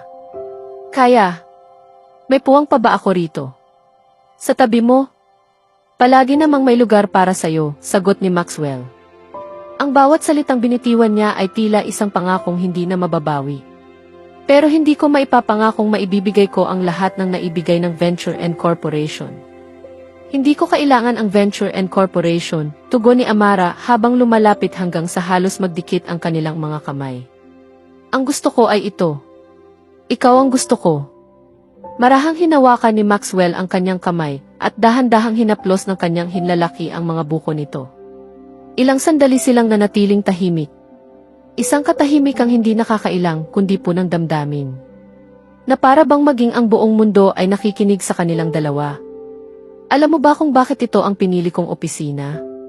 Tanong niya sa wakas. Umiling si Amara. Para madaanan ko ang kalsada ninyo tuwing umaga. Kahit hindi man kita makita. Sapat nang dumaan ako roon upang maalala ko kung bakit kailangan kong magpatuloy. Napigil ang paghinga ni Amara. Muling namuo ang mga luha sa kanyang mga mata, ngunit sa pagkakataong iyon, hindi na iyon dulot ng sakit. Kundi ng ginhawa. Naku, Maxwell. Marahan siyang hinila ni Maxwell palapit sa kanyang dibdib, at sa pagkakataong ito ay hindi na siya nag-atubili. Kusang loob siyang yumakap pabalik, mahigpit na para bang wala na siyang balak pang pakawalan ito. Mahal kita, Amara, bulong ni Maxwell, matatag at buong paninindigan. Bahagyang lumayo si Amara upang muling masilayan ang kanyang mga mata. Kumikislap ang kanyang mga luha na tila mga bituin. At mahal na mahal din kita, Maxwell, mahina ngunit buong katiyakang tugon niya. Sa loob ng ilang sandali, wala nang iba pang salitang namagitan sa kanila. Tanging ang kanilang magkasabay na paghinga. Unti-unting naglaho ang opisina sa kanilang kamalayan. Naglaho rin ang lungsod sa labas ng bintana. At ang tanging natira ay silang dalawa. Dalawang pusong naglakbay sa napakahabang landas upang muling matagpuan ang isa't isa. Sugatan man. Pagod man. Ngunit sa wakas, nakapag-uwian na rin. Ano man ang mga pagsubok na naghihintay sa kanila, haharapin nila ang lahat ng magkasama. Sapagkat ang tunay na pag-ibig ay hindi kailanman nasusukat sa pagiging perpekto. Nasusukat ito sa araw-araw na pagpiling manatili sa tabi ng isa't isa sa kabila ng lahat ng sugat na iniwan ng nakaraan. At sa huli, ang pagpiling iyon ang siyang pinakamahalaga. Sa gitna ng mga unos at walang humpay na bagyo, minsan na silang muntik ng mabuwal. Dumilim ang kalangitan, at nanginig ang kanilang mga puso sa katahimikan. Ngunit hindi kailanman huminto ang kanyang mga hakbang. Hindi rin ang hina ang kanyang pananampalataya. Magkasama nilang tinahak ang mga gabing walang mga bituin. Hinayaan nilang pumatak ang kanilang mga luha. Hanggang sa maging ulan ang mga iyon. Araw-araw. Ginawa nilang panalangin ang kanilang pananabik. Ginawa nilang lakas ang kanilang mga sugat. Marami silang isinuko. Mga pangarap. Mga bahagi ng kanilang mga sarili. Ngunit hindi nila kailanman isinuko ang isa't isa. May mga gabing tila mas malakas pa ang katahimikan kaysa sa pag-ibig. May mga gabing halos mawala na ang pag-asa. Ngunit sa paano man, patuloy na natatagpuan ang kanilang mga puso. Ang landas pabalik sa isa't isa. Kahit sa gitna ng pinakamadilim na gabi. At sa wakas, sa ilalim ng kalangitang muli nang natutong magliwanag, nakatayo sila. Dalawang kaluluwang hinubog ng panahon. Napagod, nasugatan, ngunit nakangiti, sapagkat natagpuan na nila ang kanilang tahanan, ang kanilang pag-ibig, ay kwento ng mga sugat na natutong maghilom, ng mga sakripisyong hindi kailanman nasayang, at ng tadhanang sa wakas, ay piniling maging maawain. Hindi na nila kailangang magkubli sa mundo. Hindi na rin nila kailangang lumaban ng nag-iisa. Tapos na ang digmaan. At ang naiwan ay silang dalawa. Hindi perpekto. Hindi walang sugat. Ngunit magkasama. At kung sakaling may magtanong balang araw, sulit ba talagang pagdaanan ang lahat ng sakit para sa pag-ibig? Ituro ninyo ang dalawang kaluluwang ito at sabihin, oo, masdan ninyo sila. Sila ang panalangin sa wakas ay sinagot.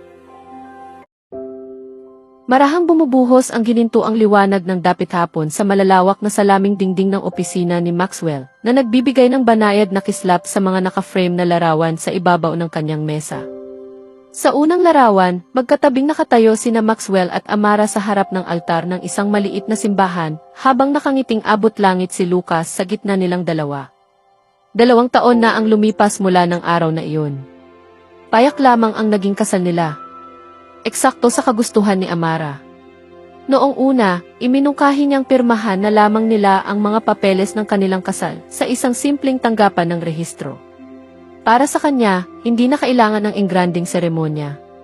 Ngunit mumiti lamang si Maxwell, marahang hinawakan ang kanyang kamay, at tahimik na inamin na kung pakakasalan niya ang babaeng pinakamamahal niya, nais niyang makita itong naglalakad patungo sa altar, kahit sa loob lamang ng isang maliit na simbahan sa kanilang komunidad.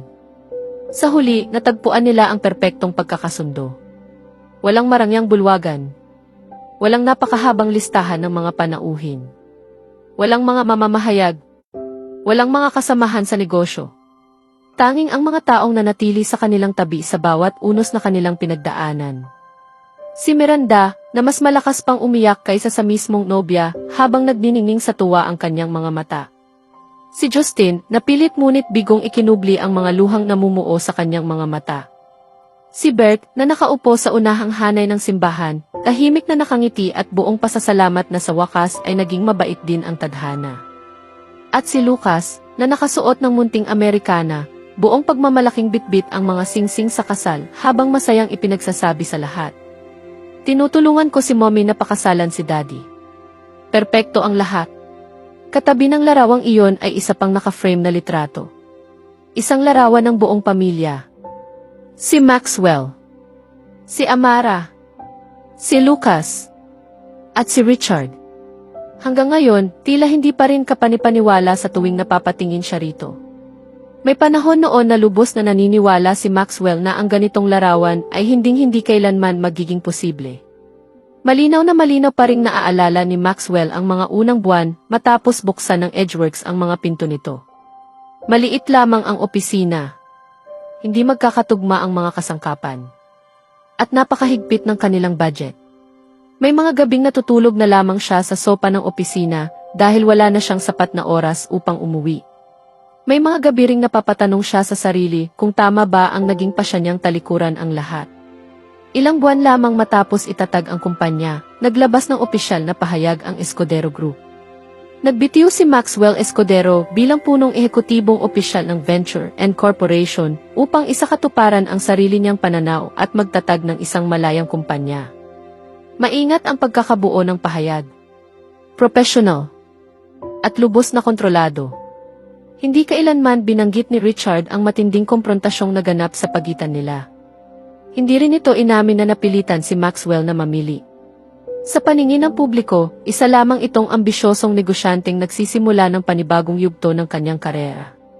Sa loob ng maraming linggo, sari-saring usap-usapan ang kumalat. May mga nagsabing pinilit siyang umalis sa kumpanya. May mga pabulong na nag-ugnay nito sa alitan sa loob ng kanilang pamilya. May ilan ding nagsabing hindi magtatagal at tuluyang babagsak ang Edgeworks sa loob lamang ng 1 taon. Ngunit may tahimik na paraan ang tagumpay upang patahimikin ang lahat ng usap-usapan. Mula sa 1 kliyente, naging 3. Mula sa 3, naging 10. Hanggang sa nagsimula na ring dumating ang mga kliyenteng mula sa iba't ibang panig ng mundo. Sunod-sunod na naging matagumpay ang bawat kampanyang kanilang inilunsad. At kasunod nito ay ang sunod-sunod na pagkilala at mga parangal. Unti-unting kinilala ang Edgeworks bilang isa sa mga pinakaginagalang na kumpanya sa larangan ng branding sa industriya. Hindi dahil sa apelyidong Escudero, kundi dahil sa mga taong bumubuo rito. Bawat tagumpay ay pinaghirapan at pinaghusay ni Maxwell sa sarili niyang kakayahan. At madalas niyang maisip na dahil doon, mas naging matamis ang bawat tagumpay na kanyang natamo. Naalala rin niya ang isang hapon nang dumating si Richard sa opisina nang walang anumang paunang abiso. Halos mawala ng ulirat ang receptionist sa pagkabigla. Inakala ni Maxwell na isa na namang mainit na pagtatalo ang mangyayari. Ngunit sa halip, tahimik lamang na naupo ang kanyang ama sa sopa. Namayani ang katahimikan sa pagitan nilang dalawa. Lumipas ang ilang minuto. Sa wakas, dahan-dahang inilibot ni Richard ang kanyang tingin sa payak na opisina. Ang lumang makinang gumagawa ng kape. Ang mga whiteboard na puno ng mga ideya at plano. Ang mga empleyadong nagtatawanan habang nagtutulungan sa labas ng silid. Pagkaraan, marahan itong nagsalita. Mukhang maayos ang takbo ng kumpanya mo. Iyon lamang. Walang papuri. Walang paghingi ng tawad. 5 salita lamang. Ngunit kahit paano, naunawaan ni Maxwell ang lahat ng kahulugang dala ng mga salitang iyon. Bago pa man siya makasagot, bumukas ang pinto at pumasok si Amara. Natigilan siya. Dahan-dahang tumayo si Richard. Sa loob ng ilang sandali, nagkatitigan lamang silang tatlo. Pagkatapos ay inayos ni Richard ang suot nitong Amerikana. Pumunta kayo sa bahay ngayong katapusan ng linggo. Sandali itong tumigil bago muling nagsalita. Sabay-sabay tayong maghahapunan. Habang naglalakad ito papalabas at nadaraanan si Amara, marahan nitong ipinatong ang isang kamay sa balikat nito. Isang tahimik na kilos. Simple, halos walang kapansin-pansin. Ngunit dala nito ang mga taong lumipas na hindi na ipahayag ang pagtanggap. Umalis si Richard bago pa man sila makapagsalita. Wala pa ring paghingi ng tawad. Ngunit sa pagkakataong iyon, hindi na iyon ang pinakamahalaga. Walang dramatikong pagkakasundo. Walang madamdaming talumpati. Hindi ganoong uri ng tao si Richard. Ngunit matapos ang araw na iyon, tuwing Sabado ay may nakahandang hapunan para sa kanila. Walang nagplano. Walang nagsabi na kailangan itong gawin. Basta na lamang naging bahagi ng kanilang buhay ang tradisyong iyon. Si Lucas ang naging tulay na hindi kailanman natutunang buuin ng mag-ama. Doon napagtanto ni Maxwell na may pambihirang kakayahan ang mga bata na paghilumin ang mga sugat na matagal ng pilit ikinukubli at pinangangalagaan ng mga matatanda. Isang gabi, inosenteng nagtanong si Lucas. Kung ganoon, ano po ang itatawag ko sa inyo? Matagal siyang tiningnan ni Richard bago ito marahang sumagot. Kung gusto mo, Lolo itawag mo sa akin. Hindi man lamang nag-atubili si Lucas. Sige po, Lolo. Mula noon, hindi na muling lumiban si Richard sa alinman sa mahahalagang sandali sa buhay ni Lucas. Hindi sa mga pagtatanghal nito sa paaralan. Hindi sa mga laban nito sa football. Hindi sa mga pagdiriwang ng kaarawan. Hindi sa mga science fair nito. Buong pagmamalaki rin itong itinago ang bawat Father's Day card na sariling gawaan ni Lucas at lihim na iniaalay para rito. May mga pagkakataong nahuhuli ni Maxwell ang kanyang ama na nakangiting pinagmamasdan ang mga guhit at card na iyon kapag akala nitong walang ibang nakatingin. Hindi iyon ganap na pagtubos. Hindi rin iyon pagiging perpekto. Ngunit iyon ang pag-ibig na unti-unting natutong magsalita sa sarili nitong tahimik na paraan. At kung minsan, sapat na ang ganoon. Mahal. Marahang ibinalik ng tinig ni Amara si Maxwell sa kasalukuyan. Nakatayo ito sa bungad ng opisina, naliligo sa ginintuang liwanag ng papalubog na araw. 8 buwan nang nagdadalang tao si Amara. Mas mabagal na siyang kumilos kaysa noon, at likas na napapahawak ang isa niyang kamay sa ibabang bahagi ng kanyang likod sa tuwing naglalakad. Napakaganda niya. Hindi dahil binago siya ng kanyang pagbubuntis, kundi dahil sa bawat araw na lumilipas, lalo niyang taglay ang kapayapaang matagal ng pinangarap ni Maxwell na maibigay sa kanya. Pagkalapit niya rito, agad siyang inakbayan ni Maxwell sa baywang at maingat na inalalayan hanggang sa makaupo sa kandungan nito. Agad na dumampi ang kamay ni Maxwell sa banayad na hubog ng kanyang tiyan. Kaya, mahina nitong bulong. Mabait ba ang munting anak natin ngayon? Napangiti si Amara. Oo, napakabait niya. Pagkatapos ay tiningnan niya si Maxwell na maihalong mapaglarong pag-aalala. Pero ikaw, Wala bang pagduduwal ngayon? Napatawa si Maxwell. Wala naman. Isang personal na record. Sabay silang napatawa. Hindi kailanman sumagi sa isip nilang si Maxwell pa ang makararanas ng mga sintomas ng sympathy pregnancy. Noong unang 3 buwan ng pagbubuntis ni Amara, halos tuwing umaga ay nakayuko si Maxwell sa lababo dahil sa pagduduwal, samantalang masayang kumakain naman ng almusal si Amara sa kanyang tabi. Halos maiyak sa kakatawa si Bert nang makita iyon. Maging si Richard ay napailing na lamang at marahang nasabi, "Hindi pa ako nakarinig ng ganyan." Ngayon, paminsan-minsan na lamang sumasapit kay Maxwell ang pagduduwal, at naging isa na lamang itong masayang biro sa loob ng kanilang pamilya. Kailangan ko nang tingnan ang kampanya ng Velor Fragrance, mahina ni Amara habang sinusubukang tumayo. Ngunit lalo lamang hinigpitan ni Maxwell ang pagkakayakap sa kanya. Hindi, napakurap si Amara. Hindi, bakit? Kayakap ko pa ang asawa ko. Napailing si Amara habang napapangiti. Ang hirap paniwalaan na ang nakatatakot na punong ehekutibong opisyal na minsang nagpalabas sa akin sa isang pulong ay naging ganito. Mas nakatatakot na ako ngayon. Talaga? Nagnanakaw na ako ng mga halik kahit oras ng trabaho. Bago pa makasagot si Amara, marahan siyang hinalikan ni Maxwell sa noo. Pagkatapos ay sa dulo ng kanyang ilong. At sa huli, sa kanyang mga labi. Napatawa ng husto si Amara hanggang sa mapahawak siya sa mga balikat ni Maxwell. Isang yakap lang naman ang hinihingi ko. Nagpakasal ka sa maling lalaki kung katamtaman lang ang gusto mo. Napangiti si Amara habang nakadikit pa rin ang kanyang mga labi sa labi nito. Hindi ang pinakasakto at pinakamabuting lalaki ang pinakasalan ko. Nagpatuloy rin ang buhay ng lahat. Nanatili si Ethan sa bilangguan matapos mapatunayang nagkasala sa paglustay ng mahigit $2 milyong mula sa Aboitiz Group. Ilang taon niyang inakala na kayang palitan ng salapi ang dangal at katapatan. Sa huli, nawala sa kanya ang lahat. Tuluyan namang nawala si Judy Ann sa mundo ng negosyo matapos siyang alisin ng lupon ng mga direktor sa kanyang posisyon. May mga nagsasabing lumipat siya sa ibang bansa. May iba namang naniniwalang nagsimula siyang muli sa ibang lugar gamit ang ibang pangalan. Ngunit wala talagang nakaalam. At wala ring nag-abalang alamin pa. Patuloy namang nagsisilbi ng kanyang sentensya si Cassandra Go Kongwe.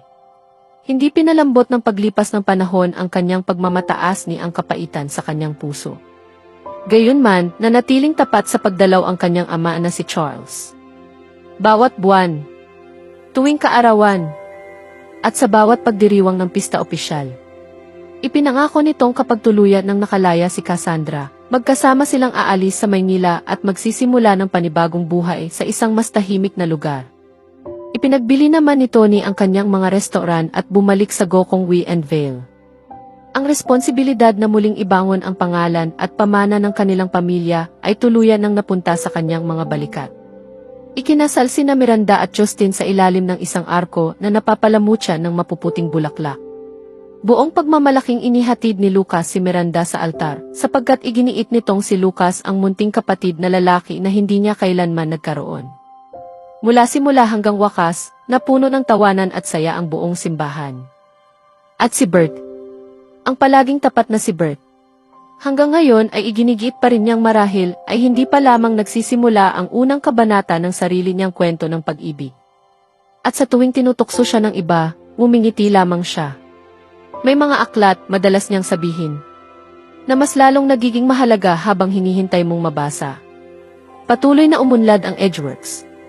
Hindi dahil ito ang naging pinakamalaking kumpanya, kundi dahil hindi nito kailanman kinalimutan kung bakit ito nagsimula. Nakakauwi sa tamang oras ang mga empleyado. Ipinagdiriwang ang bawat kaarawan. Laging inuuna ang pamilya. Tumanggi si Maxwell na magtayo ng tagumpay kapalit ng kapakanan ng mga taong nasa kanyang paligid. Matagalan niyang natutunan kung saan humahantong ang landas na iyon. Tuwing umaga, siya mismo ang naghahatid kay Lucas sa paaralan. May mga umagang nagtatalo sila kung sino ang pinakamahusay na superhero. May mga umaga namang inuulit nila ang mga talahanaya ng multiplikasyon. At kung minsan, sabay silang umaawit ng malakas na mga lumang awitin habang natatawang nakikinig si Amara mula sa upuan ng pasahero. Naninirahan sila sa isang komportableng tahanan. Hindi isang mansyon. Hindi isang napakalawak na tahanan. Kundi isang bahay na palaging amoy bagong timplang kape tuwing umaga at masarap na nilulutong pagkain pagsapit ng gabi. Nagkakaroon pa rin sila ng mga hindi pagkakasundo. Tungkol sa mga takdang gawain. Tungkol sa pagpapalaki kay Lucas. Tungkol sa kung sino ang nakatakdang maghugas ng mga pinggan. At tungkol sa kung kailangan pa ba talagang sumagot ni Maxwell ng mga email pagkatapos ng hapunan. Pareho silang hindi mahilig matalo. At pareho rin silang hindi nabawasan ng katigasan ng ulo.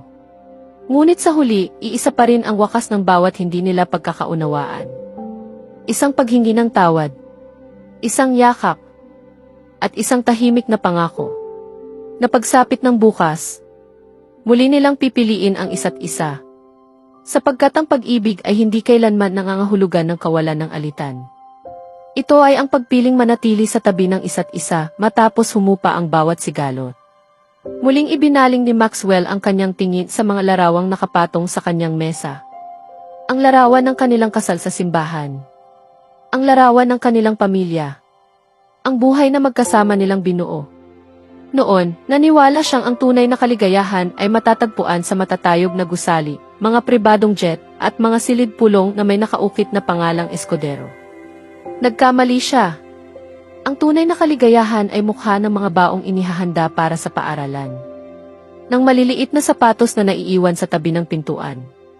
Nang bigla ang paghahangad ng strawberry cake sa kalaliman ng gabi. Nang mumunting kamay na kusang humahanap sa kanyang kamay. Nang halakhak ng kanyang asawa na umaalingaw sa buong tahanan nila. Nang isang batang tumatawag sa kanya ng daddy. At ng isa pang munting buhay na matiwasay na naghihintay ng tamang panahon upang isilang. Hindi iyon ang imperyo ng mga Escudero. Higit na mas mahalaga pa roon ang natagpuan niya. Isang tahanan. Isang pamilya.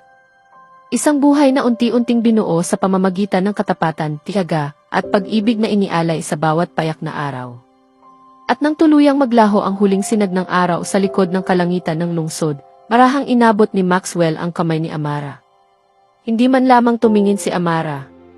Agad niyang ipinaubaya ang kanyang kamay sa kamay nito at marahang pinag-ugnay ang kanilang mga daliri. Alam na niya. At palagi na niyang malalaman. Sa labas, patuloy na nagmamadali ang takbo ng lungsod. Sa loob, tila kusang bumagal ang pag-usad ng oras. Wala na silang kailangang habulin pang bukas. Sapagkat ang lahat ng matagal nilang hinanap ay naroon na. Magkasama. Sa tahanan. Payapa. Ang kanilang kwento ay hindi kailanman umikot sa kayamanan. Hindi rin sa paghihiganti. Ni sa kapangyarihan. Mula sa simula hanggang sa huli, isa lamang itong kwento ng dalawang pusong nasugatan na muling nagkaroon ng lakas ng loob na magmahal. Kwento ng pagpapatawad na dumating ng tahimik. Ng pamilyang piniling maging pamilya ng isa't isa. Ng pag-asang tumangging mamatay kahit sa pinakamadilim na gabi. Bawat luhang pumatak. Bawat sakripisyong inalay. Bawat pamamaalam. Bawat pa siyang tila imposibleng gawin. Ay humantong sa sandaling ito. Sa payak ngunit napakagandang buhay na kanilang binuo. At sa huli, natuklasan nilang ang pag-ibig ay hindi kailanman nasusukat sa engranding mga kilos o sa mga araw na perpekto ang lahat. Nasusukat ito sa bawat umagang magkatabi silang nagigising. Sa bawat kamay na kusa nilang inaabot. Sa bawat pangakong kanilang tinutupad. At sa bawat payak na sandaling pinili nilang pahalagahan. Sapagkat doon, naninirahan ang tunay na magpakailanman. At kung may isang aral na iniwan ng kanilang paglalakbay, iyon ay ang katotohanang ang pag-ibig ay hindi kailanman tungkol sa pagiging perpekto, kundi sa araw-araw na pagpiling magmahal, magpatawad at manatili. Ang bawat unos na minsang nagtangkang paghiwalayin sila ang siya ring humubog sa tibay ng kanilang mga puso at naghatid sa kanila sa tahanang matagal na nilang hinahanap sa isa't isa. Ang kanilang kwento ay maaaring umabot na sa huling pahina, ngunit ang buhay na sabay nilang bubuin ay nagsisimula pa lamang. At sa bawat pagsikat ng araw, pipiliin nilang magmahal muli sapagkat iyon ang tunay na kahulugan ng isang masayang wakas. Taos puso ang pasasalamat namin sa lahat ng patuloy na sumusubaybay. Hanggang sa susunod nating kwento, nawa ay lagi tayong magsama-sama. Pagpalain kayo ng Diyos at mag-ingat kayo palagi.